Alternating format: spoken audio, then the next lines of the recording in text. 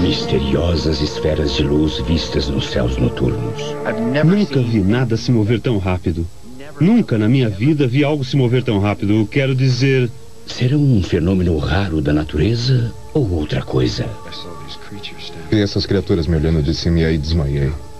Explore as possibilidades na semana da invasão extraterrestre. Grandes esferas de luz.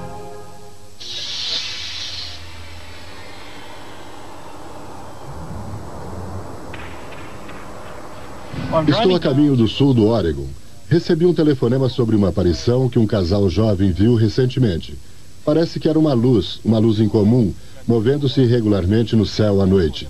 O que é mais incomum sobre essa aparição é que o evento durou umas 3 horas, um tempo considerado longo para uma aparição de OVNI. Acho que a única maneira de determinar com exatidão o que houve é me encontrar com eles e rever todos os detalhes. E é claro, o mais importante, ver que tipo de pessoas eles são.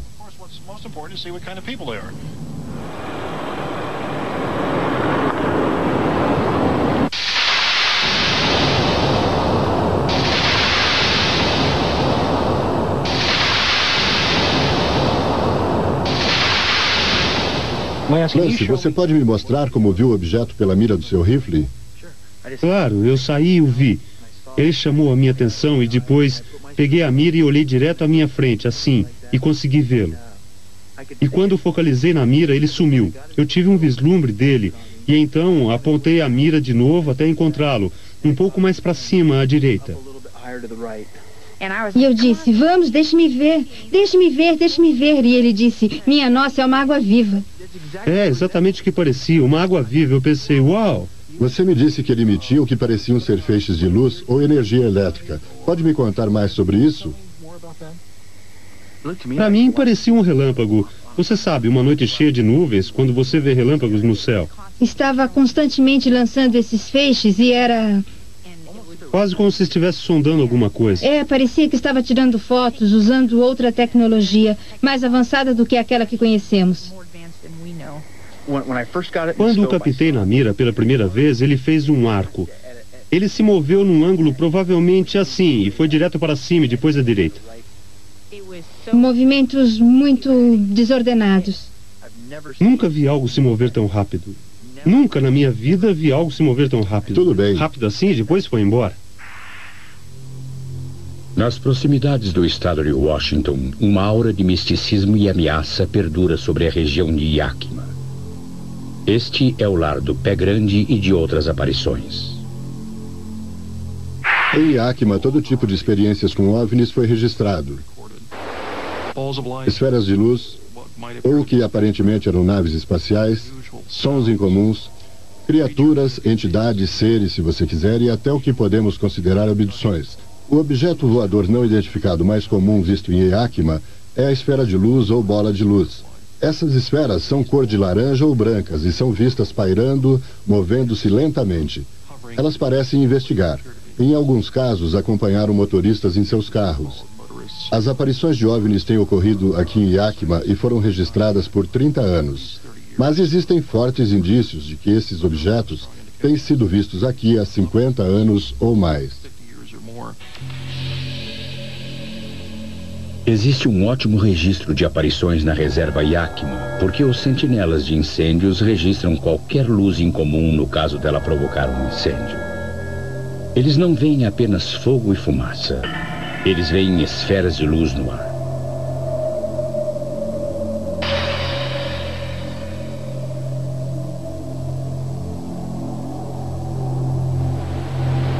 Já vi mais ou menos 100 luzes, ou talvez mais com o passar dos anos. Eu teria de consultar os meus livros de registro e contá-las. Tenho sido uma sentinela há 34 anos e toda esta área aqui é minha e um pouco mais que não está no meu mapa, mas ainda é responsabilidade minha. E quando eu vejo um incêndio, tenho que fazer um diagrama e depois marcar naquele determinado lugar.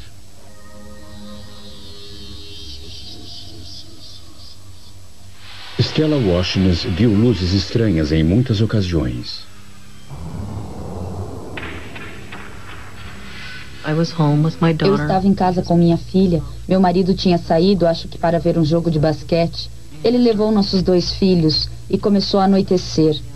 O sol estava começando a se pôr, então pedi à minha filha que fechasse as cortinas da sala. E ela fechou uma parte das cortinas.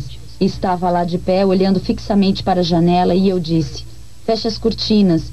Ela ficou parada e eu perguntei: o que você está fazendo? E ela disse: estou olhando para um monte de aviões aí fora. O cachorro estava arranhando a porta furiosamente, passou por mim como um foguete, se enfiou embaixo da mesa e ficou lá. Ele estava com muito medo, muito mais medo de ficar lá fora do que eu brigar com ele, porque ele nunca entrava na casa. Havia vários tipos diferentes de objetos. Alguns eram meio triangulares e depois tinha essas esferas brancas e cor de laranja. E também eles estavam próximos demais para o meu gosto.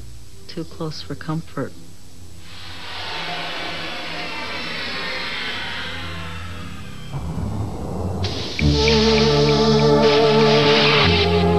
Onde você acha que a maioria das abduções extraterrestres ocorre? No jardim, no carro, na cama à noite. Descubra a resposta quando voltarmos com mais Semana da Invasão Extraterrestre.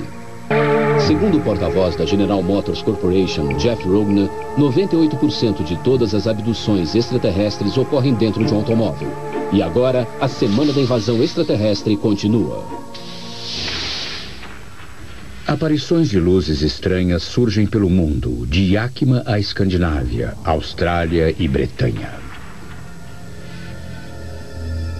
Câmeras de segurança neste shopping center no norte da Inglaterra registraram uma esfera de luz por 30 minutos.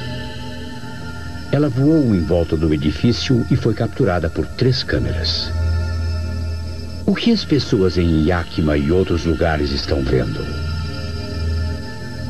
Talvez o começo de uma resposta possa ser encontrado na Nova Inglaterra do século XVIII.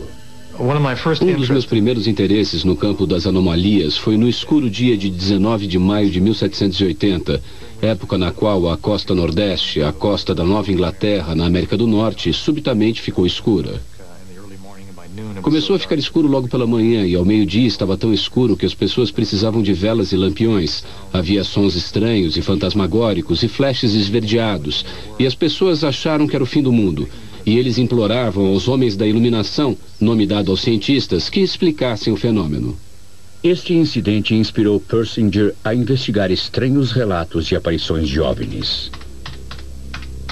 Ele plotou 6.000 eventos bizarros por localização e ano e depois comparou os relatos com fenômenos de grande energia, como tornados, furacões e terremotos. O professor Persinger descobriu que ondas de aparições de OVNIs chamadas de UFO flaps precediam terremotos em até 6 meses. Então ele chamou um especialista em terremotos. O que acho interessante é tentar associar essas esferas de fogo com terremotos, porque sabemos que grandes terremotos podem gerar luzes muito brilhantes no céu. Em 1966, durante um terremoto no Japão, um brilho acendeu os céus noturnos. Persinger e Durr partiram para descobrir se os terremotos estavam gerando as esferas de luz. Eles descobriram um estranho agrupamento de aparições de OVNIs no Colorado. A partir de 1963, milhões de litros de resíduos tóxicos de uma fábrica de munições foram bombeados num poço de 3 quilômetros de profundidade. Infelizmente, os fluidos lubrificaram um sistema de falhas e durante mais de 5 anos, 1.500 terremotos foram registrados. Você tem uma área de falha onde as rochas são pressionadas com força umas contra as outras. Mas se você lubrificar a superfície, elas irão escorregar. Bem, estamos pondo muita pressão no solo e o solo está rachando e está envergando. E toda vez que há algum tipo de pressão, ocorre uma onda elástica que se irradia do solo. Imagine que você tem um elástico esticado e você vem com uma tesoura e corta. E há uma grande liberação de energia quando os pedaços saem voando.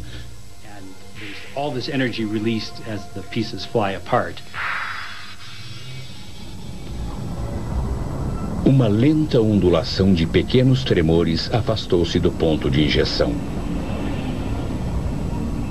Ele viajou a velocidades entre 48 e 129 quilômetros por mês. E logo antes dos terremotos alcançarem um município, um surto de luzes de OVNIs foi relatado. Então seria injeção de fluido, tensão, relatos de OVNIs e terremotos, nesse ciclo repetitivo. As luzes dos OVNIs e os terremotos poderiam estar ligados? É possível, pois a luz pode ser criada pelas rochas. Triboluminescência significa luz produzida por atrito, o esfregar de duas superfícies. Muitos minerais produzem esse fenômeno, mas um dos mais conhecidos é o quartzo. Eu tenho um pouco de quartzo aqui, com o qual eu vou demonstrar isso.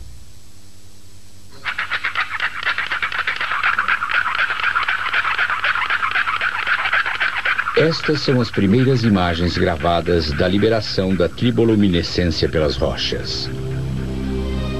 Existe outra possibilidade. Quando a Terra se move, forças enormes esmagam os cristais que formam as rochas. Pulverizar cristais com pressão pode liberar luz. Piezoelétrico literalmente significa eletricidade por pressão. E quando estressamos, arranhamos ou comprimimos cristais de rocha como o quartzo, descobrimos que há uma geração de carga dentro do cristal. E às vezes isso pode levar à evolução de luz, pequenas faíscas e flashes dentro do próprio cristal. Alan Mills pode demonstrar isso triturando praticamente qualquer cristal. Nesse caso, açúcar em cubos. Triturar rocha sobre uma pressão maior numa área de terremotos terá o mesmo efeito.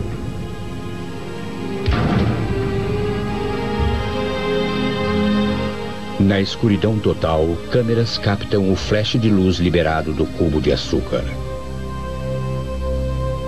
Mas existe um problema. Ninguém sabe como essa energia poderia viajar nas profundezas da Terra e se tornar uma esfera de luz flutuante. E mais, existem aqueles que sentem que a teoria de Persinger e Dare sobre as esferas de luz precederem os terremotos é falha.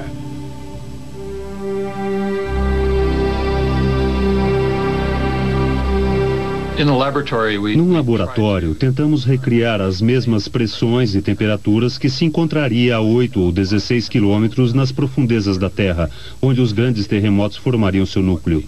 O que descobrimos no modelo que criamos foi que se pode usar o aquecimento causado pela fricção das rochas enquanto elas deslizam passando umas pelas outras na área da falha durante o terremoto, fazendo as rochas ficarem tão quentes que a água toda evapora. E depois que a água se transforma em vapor, isso se torna um isolante elétrico muito bom.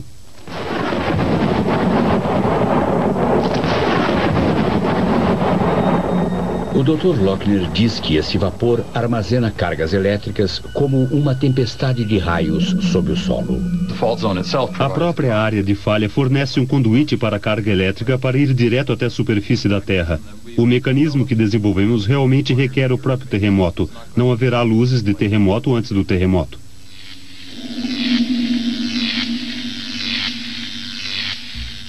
Se as luzes estão ligadas aos tremores antes ou depois, isso explica os OVNIs vistos em Yakima. Persinger e Dare descobriram que as luzes aparecem acima das linhas de falha. Isso é por mês, as faces. Aí vamos nós. Esses são relatos de OVNIs ao longo de uma direção. Uma série vem na outra direção e depois um terremoto pode ser previsível bem no meio. Ali está o asterisco. Descobrimos que essas esferas de luz subitamente se tornaram mais intensas e mais frequentes durante os mesmos meses, quando houve um aumento na atividade dos terremotos na vizinhança. Também descobrimos outra coisa, que seja o que for que dispara esses processos é muito sutil. Descobrimos que se havia um estresse que estivesse pronto para produzir um terremoto, as esferas de luz chamadas de relatos de OVNIs eram comuns. Mas se houvesse um impacto geomagnético repentino, um grande aumento de atividade geomagnética, então o fenômeno era mais intenso. Um aumento na nossa atividade geomagnética pode ser causado pelo vento solar, um feixe de partículas carregadas que é liberado pelo Sol. Quando esse vento nos atinge, o campo magnético da Terra é distorcido. O professor Persinger suspeita que quando o vento sopra, também temos esferas de fogo e relatos de aparições de OVNIs. Entretanto, a pesquisa que Persinger e Dare fazem de terremotos não explica todos os contatos imediatos com OVNIs. A teoria de estresse tectônico para explicar OVNIs foi criada para tentar responder à pergunta: por que tantas dessas esferas de luz foram vistas em Yakima? Mas isso se misturou com aparições de esferas de luz que acabaram sendo outros objetos. Também houve contatos imediatos. Nós, propositadamente, excluímos aparições do tipo contato imediato. O que pode ser uma nave espacial lá aparentam ser abduções. A maior história que poderia acontecer. Terra contradiz os motores. Viajaram 402 milhões de quilômetros, a Guerra dos Mundos. O dia que a Terra parou. O que quer comigo? Nos últimos 15 anos, dezenas de milhares de pessoas se apresentaram para descrever as suas experiências nas mãos de abdutores extraterrestres. Eles contam histórias que vão do tranquilo ao apavorante. Mensagens de boa vontade, exames médicos horríveis e a retirada de fetos e bebês híbridos. Algumas pessoas afirmam que foram abduzidas enquanto dirigiam. Outras enquanto dormiam. Um dos mais famosos e convincentes casos ocorreu mais de 20 anos atrás no Arizona. Meu nome é Travis Walton. No momento sou um comprador. Eu trabalhava nestas florestas como lenhador em 1975. Meu nome é Michael Rogers e em 1975 eu era lenhador bem neste local. Eu era chefe de equipe de um grupo de rapazes do qual Travis Walton era membro. E ainda faço isso. Ainda estou fazendo o mesmo tipo de trabalho. Tínhamos acabado o trabalho e carregado as serras elétricas e outras coisas na traseira do carro, quando vimos uma luz estranha vindo pelas árvores. Só luz vindo pelas árvores. Quanto mais olhava, mais estranho era. Um dos caras lá atrás gritou: é uma nave espacial. Travis saltou da caminhonete para olhar mais de perto. Enquanto corria na direção dela, percebia que não se afastava. Era um objeto grande e iluminado, um objeto em forma de disco, um OVNI. Um disco metálico pairando ali a menos de 30 metros de distância. A cor do objeto era meio dourada, como a cor do metal saindo de uma fornalha, sabe? A cor do aço derretido. Não era uma bola enevoada de gás brilhante visto à distância. Era um objeto mecânico claramente definido. Me impressionou por ser bastante perfeito e muito lindo. Ele meio que tinha um efeito retumbante, fazia você tremer por dentro. Ele tinha poder, mas estava quase abaixo do limiar da audição. Num certo momento, a coisa começou a se mover e começou a fazer mais barulho. E começou a sacudir e subiu um pouco. E o pessoal da caminhonete estava gritando para mim: pare, o que está fazendo? Afaste-se dessa coisa. E essa coisa, nesse momento, estava fazendo muitos sons estranhos. E então comecei a pensar no que eu estava fazendo. Ele se agachou atrás de um tronco. Mergulhei para me proteger. Dava para ver a caminhonete balançando e dava para sentir. E eu podia sentir isso pelo volante que estava balançando. E foi aí que as coisas ficaram complicadas. E eu me decidi naquele momento: eu vou sair daqui. Então eu me levantei para ir. Esse feixe saiu dessa coisa como um feixe brilhante e azulado de alguma espécie e o acertou no meio do peito e na área da cabeça. E bem, algo me atingiu. Só por um momento foi como se me cegasse. Não consegui enxergar por um segundo. Era como uma explosão detonando na frente dele. Ela o lançou para trás. Parecia um pouco uma explosão física, também parecia um pouco um choque elétrico. E ele aterrissou ali. E eu desmaiei. Foi aí que eu pisei fundo.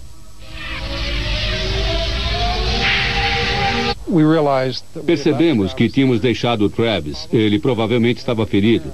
Aparentemente ele estava ferido. Se não estivesse morto, ele certamente estava ferido. Em certo momento, todos descemos do carro e ficamos discutindo sobre isso. Ficamos olhando para trás e falando. E cerca de 10 ou 15 minutos depois dessa conversa, finalmente decidimos que era melhor voltar lá. Eu recobrei a consciência muito lentamente. Eu ia e voltava. Eu não sabia onde estava. Estava muito desorientado. Ficava acordando e desmaiando. Eu acabei me lembrando do que tinha acontecido. De ter andado até o objeto e ser atingido por alguma coisa. Então, concluí que tinha sido ferido e que eles tinham me levado para um hospital.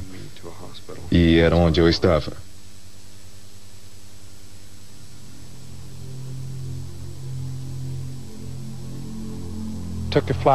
Peguei uma lanterna e iluminei a estrada aqui e também na clareira. Travis não estava deitado onde tinha caído. Ele não estava lá. Havia um objeto sobre o meu peito. Uma luz acima de mim. Era um lustre meio retangular. Eu estava sobre uma superfície dura. Parecia estar muito quente, úmido.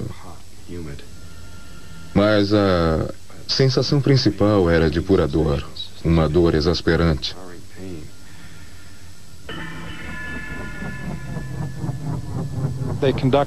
Eles realizaram uma busca de 4 dias, começando no dia seguinte e pelos 3 dias seguintes.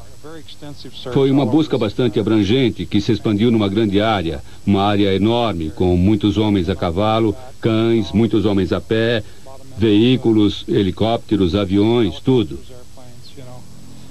Não achamos nenhum traço dele. Nenhum traço de Travis.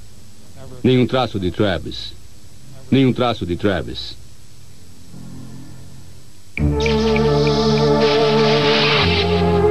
Segundo o renomado cético Philip Klass, o que poderia provar as abduções extraterrestres? Você saberá a resposta quando voltarmos com a Semana da Invasão Extraterrestre. Se alguém que fosse abduzido por extraterrestres trouxesse uma ferramenta ou artefato extraterrestre de volta, poderia transformar o cético Philip Klass num crédulo. Voltamos agora com a Semana da Invasão Extraterrestre. Quando eu finalmente consegui focalizar meus olhos, eu podia ouvir os sons de movimentos à minha volta. Eu sabia que havia alguém lá, mas no início presumi que eram médicos, pessoas trabalhando para cuidar de mim. Mas quando a minha visão finalmente ficou clara, vi essas criaturas de pé me olhando e então eu desmaiei. Eu soube instantaneamente que não estava num hospital e eu desmaiei. Elas vieram na minha direção. Comecei a gritar com elas e agarrei um objeto e as ataquei com ele, gritando. Todos pararam simultaneamente. Estenderam as mãos e depois, de uma vez só, os 3 se viraram e deixaram a sala.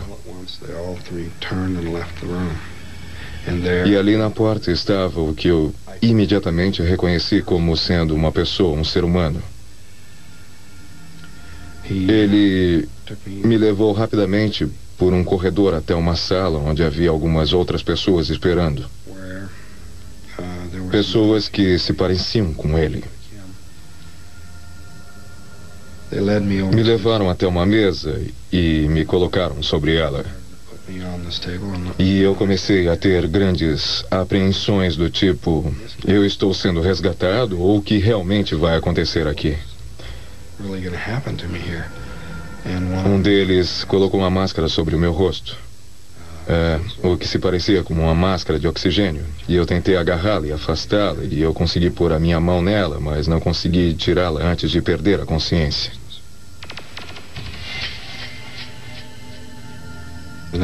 Depois me lembro que acordei. Fiquei consciente rápido e estava frio e escuro. E eu olhei para cima e havia luz acima de mim. E vi uma nave pairando sobre mim e ela disparou em direção ao céu. Olhei em volta. Eu estava deitado ao lado de uma autoestrada.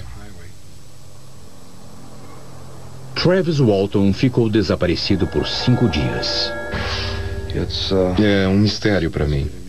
Sabe, eu não posso entender o que aconteceu.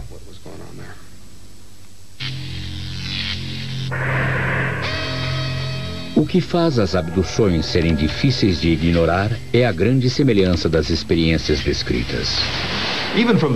Mesmo nos mais antigos relatos de OVNIs, as pessoas percebem que haviam semelhanças consideráveis nas histórias. O que eu descobri, através desse estudo comparativo, é que havia uma grande semelhança entre as histórias. A maioria começa com uma captura, vão para os exames e, em ocasiões muito raras, têm uma espécie de experiência espiritual. Também há muita semelhança no conteúdo, na descrição dos seres, nas descrições da própria nave, nos sentimentos e sensações e efeitos estranhos que as pessoas relatam. Tudo é extremamente semelhante de uma história para outra. A sequência de eventos manter-se tão regular é bastante peculiar, dado o fato de que essas histórias são longas e bizarras. Seriam excelentes oportunidades para as pessoas simplesmente remontarem alguns dos episódios ou alguns dos eventos dentro de um episódio, mas isso raramente acontece. Abduzidos relatam que os seus raptores extraterrestres vêm de vários sistemas estelares e sóis distantes. Eles incluem as Pleiades, Betelgeuse, Estrela de Barnard e Zeta Reticuli. Todos ficam a anos-luz da Terra e nenhum sinal de vida foi encontrado emanando deles. Em minha opinião, eu definitivamente tive contato com algo não humano, independente, muito inteligente e que parece ter uma grande preocupação com a minha alma. Mas quando você é abduzido, que é o termo usado, e colocado numa cama e reduzido a nada mais do que um pedaço de carne, e você tem agulhas sendo enfiadas em você e você está morto de medo, isso realmente chama a sua atenção. Então tenho feito retratos precisos da maneira como os seres são vistos. E esses desenhos que você vê aqui são baseados em informações que obtive trabalhando com um hipnoterapeuta há cerca de 4 anos atrás.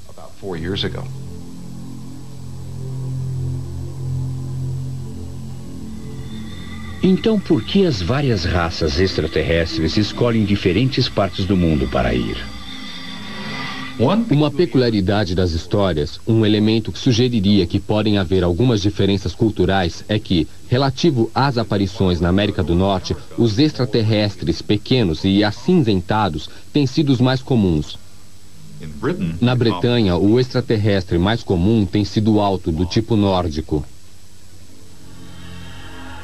Na América do Sul, a tendência é de uma maior variedade de extraterrestres.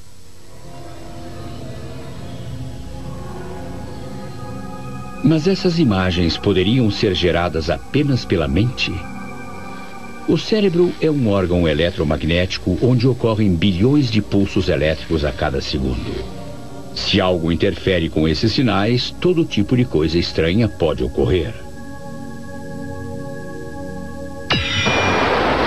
Michael Persinger suspeita que pode haver uma ligação entre relatos de abduções e suas teorias do fenômeno das esferas de luz extraterrestres.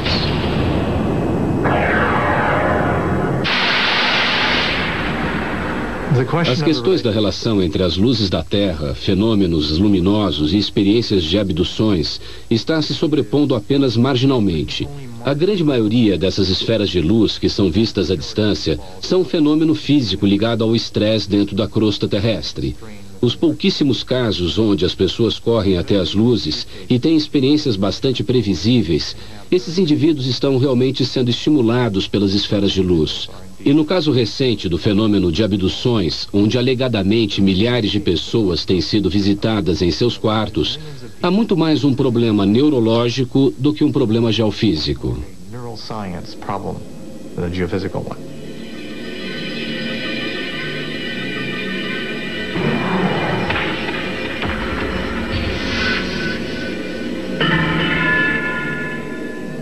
Persinger construiu uma câmara para testar a sua teoria. Ela é completamente à prova de som. O voluntário se senta no escuro, vendado. Um campo magnético fraco é gerado dentro de um capacete especial. Um computador controla o campo.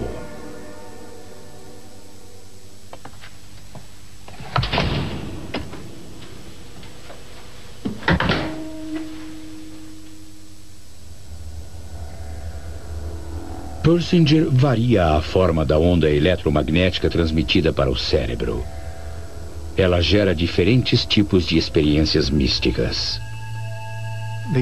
As coisas que as pessoas relatam na câmara quando têm suas experiências são amplificadas pela aplicação desses campos magnéticos complexos e fracos, criando sensações de um tubo em movimento, sensações de flutuação numa caverna, sensações de desprendimento. Eles sentem que há outra mente falando pela mente deles. Há sensações de estarem girando e sentindo vibrações no corpo, como se algo estivesse se movendo através dele.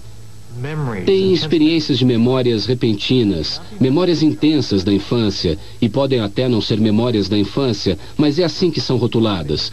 Já tivemos casos em que uma pessoa sente que está morrendo e pode ver uma luz branca, e podemos produzir isso com um determinado tipo de padrão de campo magnético.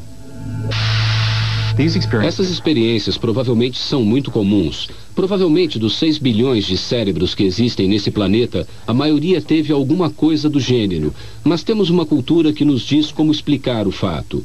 Se você está no laboratório com pessoas em quem confia, então a experiência de uma sensação de presença, mesmo se ela for subversiva e assustadora, será vista nesse contexto. Como uma voluntária disse, eu sei que não havia ninguém na câmara comigo porque ouvi a porta se fechar, ou senti a porta se fechar, mas ainda assim eu sabia que havia alguém na sala comigo. Um outro voluntário sentiu essa presença. Eles sentiram alguma coisa puxando a sua perna, mas sabiam que não podia ser. Então rotulam como uma experiência que atribuem ao campo, porque sabiam que estavam em um experimento. Mas se você pegasse essa mesma experiência quando estivesse sozinho à noite no seu quarto e o rótulo cultural é o de uma abdução alienígena, como você a interpretaria? O professor Persinger pode criar aparições usando campos magnéticos fracos. Mas como eles podem ser gerados fora do laboratório? Todos vivemos banhados por uma forte radiação eletromagnética. Ela vem de fontes à nossa volta. O investigador de fenômenos paranormais, Albert Budden, ligou experiências de abduções alienígenas a campos elétricos. Ele pesquisa a radiação eletromagnética emanada pelas linhas de alta tensão, ondas de rádio e outras fontes de energia. Os abduzidos podem ser particularmente sensíveis. Budden investigou 50 casos. Os abduzidos partilham de um fator comum. Descobri que esses abduzidos sofreram uma coisa chamada grande evento elétrico quando foram atingidos por raios ou estiveram perto de raios, ou sofreram uma grande eletrocução, e isso mudou seus corpos permanentemente. Sofri um choque elétrico. Não foi o bastante para eu ser hospitalizada, mas me atirou para o outro lado do quarto. Recebi o choque antes de ter qualquer contato com os chamados extraterrestres. Se você analisar essas pessoas, elas quase que invariavelmente tiveram um longo histórico de experiências estranhas, às vezes remontando à sua infância. E a sua experiência de abdução é apenas uma em toda uma gama de experiências que elas tiveram em toda a sua vida. Experiências com OVNIs extraterrestres, humanoides, coisas mediúnicas acontecendo. Mas essas não são pessoas comuns, são hipersensíveis a esses campos. Esses campos não afetam a maioria das pessoas. Fenômenos elétricos, a TV se ligando e desligando sozinha, o vídeo ligando sozinho durante meia hora. Se eles então passam a morar no que se chama de grande campo eletromagnético, eles irão começar a ter todo tipo de sensação. Eles de repente verão uma luz brilhante que é um estímulo do córtex visual. Nessa vizinhança existem transmissores de micro-ondas, radiotransmissores, subestações elétricas. Parece que virtualmente temos de tudo. Eles têm alucinações, que é a estimulação do lobo temporal, e às vezes diferentes partes do cérebro são estimuladas. Esta outra experiência é como eu acho sensações de formigamento sob a pele. Então, você precisa procurar muito, muito mais fundo.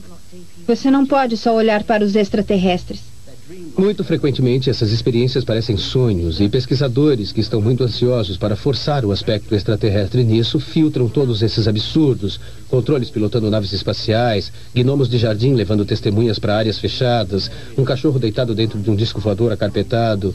Essas coisas ocorrem repetidamente e é bastante óbvio para mim que a fonte dessas imagens vem do inconsciente humano em vez da Zeta Reticuli. Eu realmente acreditava que a experiência tinha ocorrido. Levei cerca de 2 anos para conseguir pensar logicamente sobre isso e ver de maneira lógica. Esse é um problema de saúde ambiental e, de fato, as experiências de abduções alienígenas são apenas uma pequena parte de um assunto muito mais amplo, que é a poluição eletromagnética.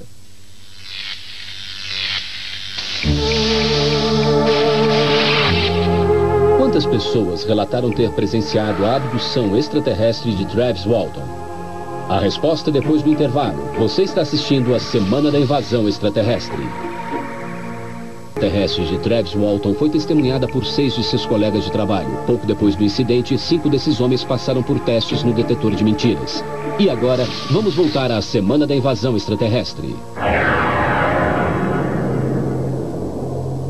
Praticamente todos os relatos de abdução são relembrados sob hipnose. Mas até que ponto a hipnose é confiável?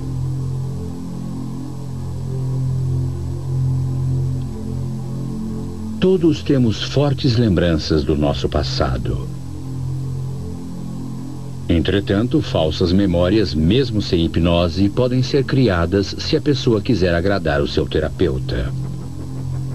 Ela se lembra do que acha que o hipnotizador quer ouvir. Mesmo sem a hipnose, enquanto os eventos se desvanecem e mal são lembrados, nós criamos novas memórias para preencher os vazios, reinventando o passado. É muito fácil criar falsas memórias. Um psicólogo canadense submeteu voluntários ao que eles acreditavam ser testes de personalidade. O psicólogo usou feedback positivo para implantar a ideia de que eles tinham visto um móvel no dia em que nasceram. Disse a eles que tinham personalidades excepcionais e que isso acontecia devido ao fato de seus cérebros serem estimulados pelo móvel. Perguntou-se a um dos grupos qual era a sua primeira memória. Nenhum deles se lembrava de um móvel. Um outro grupo foi submetido à regressão até a sua primeira memória através da hipnose. Quase metade relatou memórias de um móvel no seu primeiro dia de vida. Mas acredita-se que a memória dos bebês só começa a funcionar aos 3 meses de vida.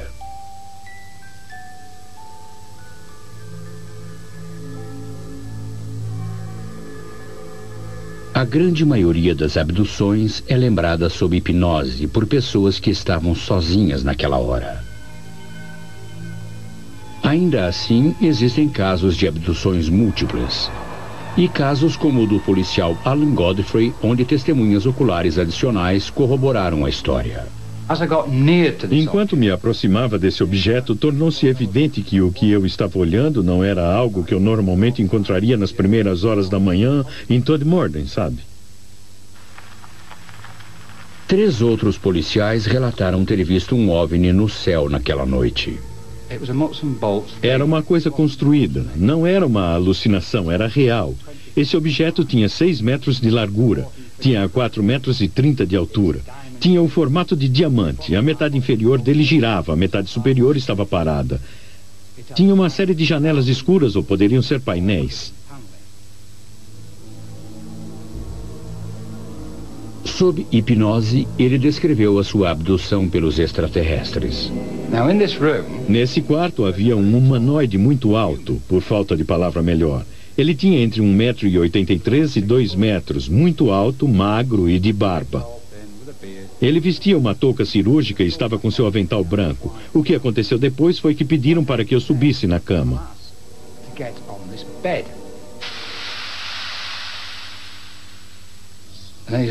Então estou na cama e essas coisinhas horríveis aparecem. Eles têm o formato de uma lâmpada, seus olhos são escuros, negros. Essa é a melhor maneira de descrevê-los. E havia 7 ou 8 deles. Mas será esse contato imediato uma falsa memória criada pela hipnose? O relato que Alan descreve sob hipnose é muito consistente. Porque quando você monta o quebra-cabeças do que ele pode dizer que lembra conscientemente com aquilo que ele só pode se lembrar quando hipnotizado, as peças se encaixam. Por exemplo, no começo da ligação de Alan com o OVNI, ele nos diz que achava que era um ônibus. Ele percebeu imediatamente, olhando de novo, que não era um ônibus. E decidiu seguir em frente e dar uma olhada de perto.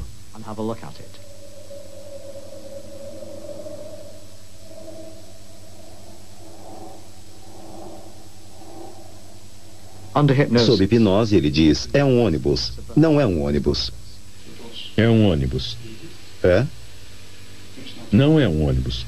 E você pode ver uma expressão de incredulidade na face dele. Ele não acredita no que está vendo. É como um disco voador.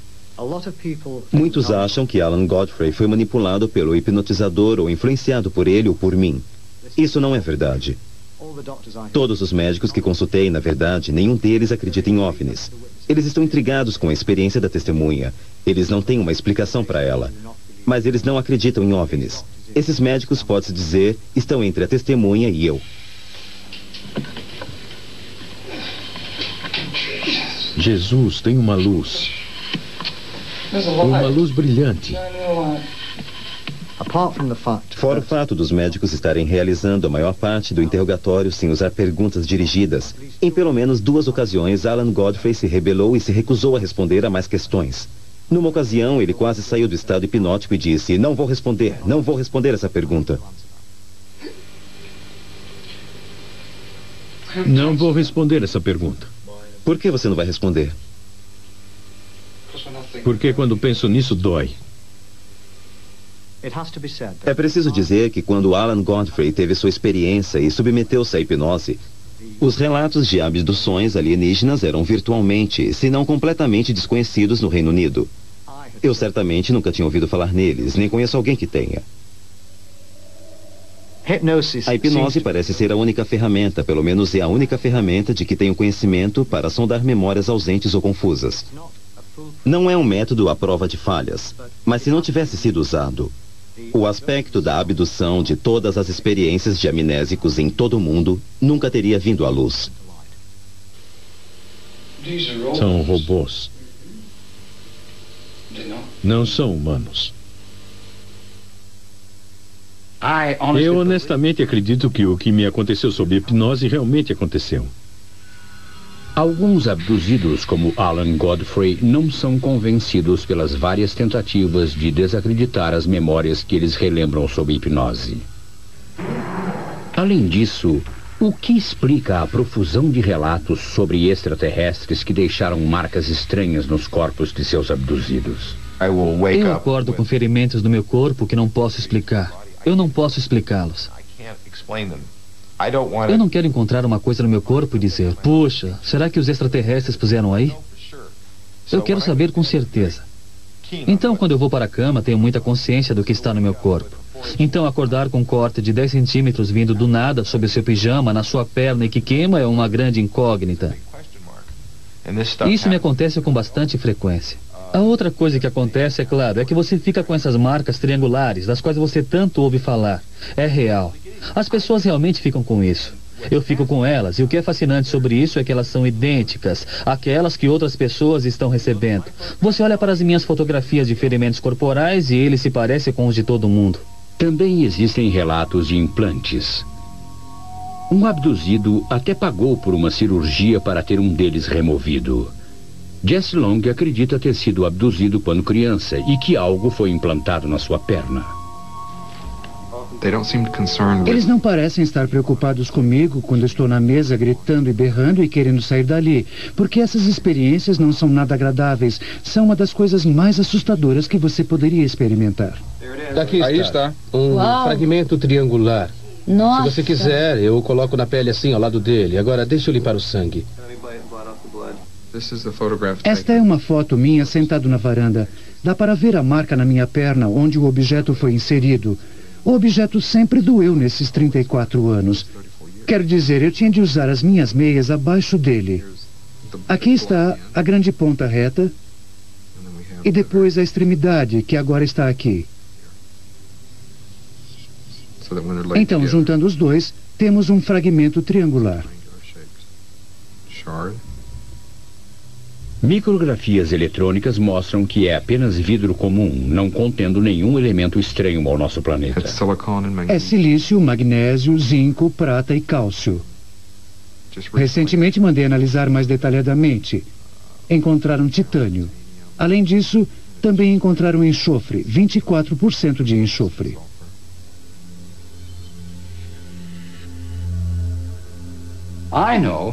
Sei que o que vi naquela noite era real, era muito real. Agora, o que eu não sei é o que era e de onde veio. É um mistério para mim, sabe? Eu não posso entender o que aconteceu. Recentemente, cientistas e pesquisadores propuseram algumas explicações bastante críveis para os fenômenos dos OVNIs e das abduções. Então, por que alguns de nós continuam crédulos? Mesmo havendo uma explicação para as esferas de fogo, o que dizer dos OVNIs em forma de aeronave? E das milhares de pessoas que relataram encontros com extraterrestres? Deve-se duvidar de todas essas experiências?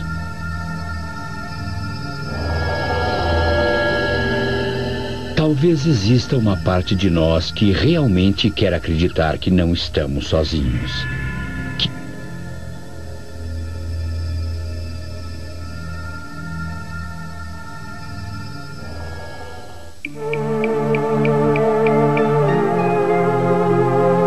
Versão brasileira, Tempo Filmes, São Paulo.